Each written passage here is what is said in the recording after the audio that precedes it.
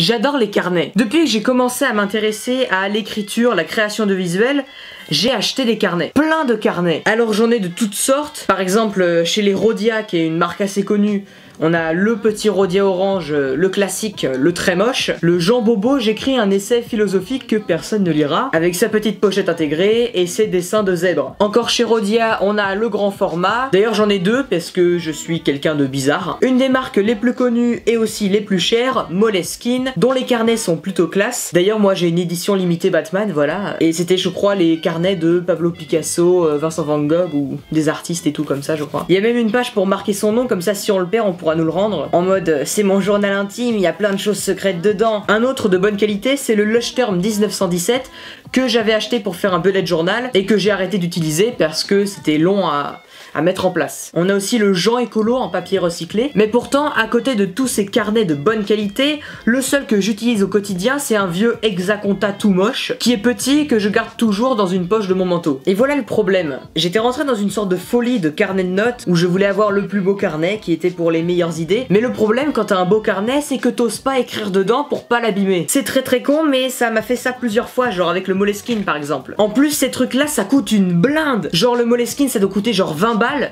et le pire, c'est ce petit Rhodia de Jean Bobo là, qui doit coûter genre 14 €, c'est une vraie arnaque. En plus, je l'ai quasiment pas utilisé. À chaque fois que j'achetais des carnets, j'écrivais dans les premières pages, puis j'arrêtais et j'en achetais un autre. Et du coup, je laisse mes carnets dans un coin et j'en oublie les idées qui sont à l'intérieur. Mes notes dans les carnets, c'est un foutoir, et du coup, en essayant de s'organiser, on est encore plus bordélique. Mais ce qu'il y a d'intéressant, c'est de replonger dans ces vieilles notes.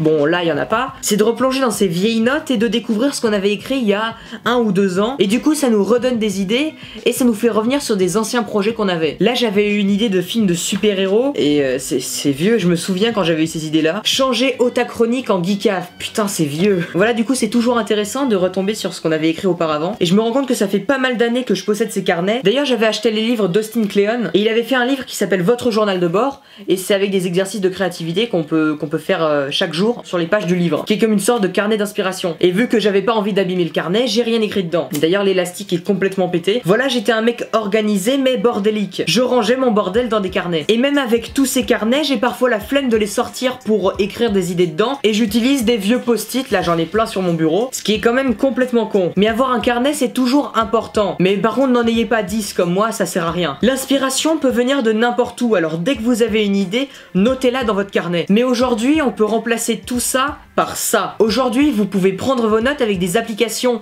comme par exemple Evernote, qui est très pratique et que j'utilise vraiment tous les jours. Après, vous avez aussi l'outil Notes qui est intégré dans votre téléphone, mais ça sera un gros bordel pour ranger vos idées. Donc je vous conseille vraiment des applis comme Evernote. Celle-ci est gratuite et vous pouvez la retrouver sur les appareils connectés. Et voilà, la prise de notes, c'est un des points fondamentaux du processus créatif. Dès que vous avez une idée, vous devez la noter quelque part. Et vous devez classer ces idées pour pas qu'elles soient oubliées dans un carnet. Et du coup, pas besoin de papier, de carnet. Il y a plein de gens qui sont paperless et qui utilisent toutes les nouvelles technologies pour s'organiser. En plus, avec votre téléphone, vous pouvez avoir vos applications de prise de notes, de rendez-vous, de tâches à accomplir, tout ça sur un seul appareil et pas sur une multitude de carnets et de bullet journal que vous lisez jamais. Mais moi, ce que je fais, vu qu'en cours on n'a pas le droit d'avoir de téléphone et que je le laisse dans le sac et que des fois j'ai la flemme de le sortir pour écrire une idée, je garde toujours un petit carnet dans une poche de mon manteau pour pouvoir écrire les idées dès qu'elles me viennent en tête. Et puis vu que j'ai pas de forfait 3G, c'est un peu compliqué pour synchroniser les appareils avec Evernote. Voilà, la prise de notes c'est quelque chose d'hyper important et c'est une des bases à mettre en place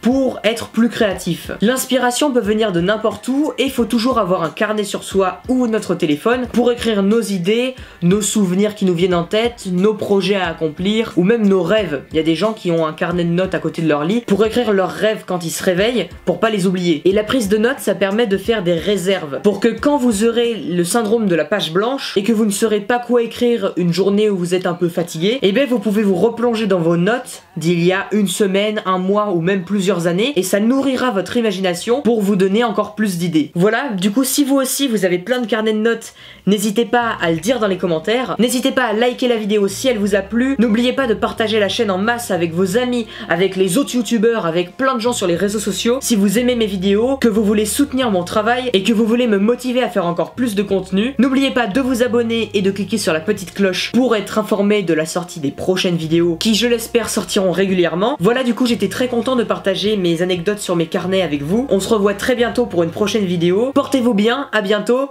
ciao.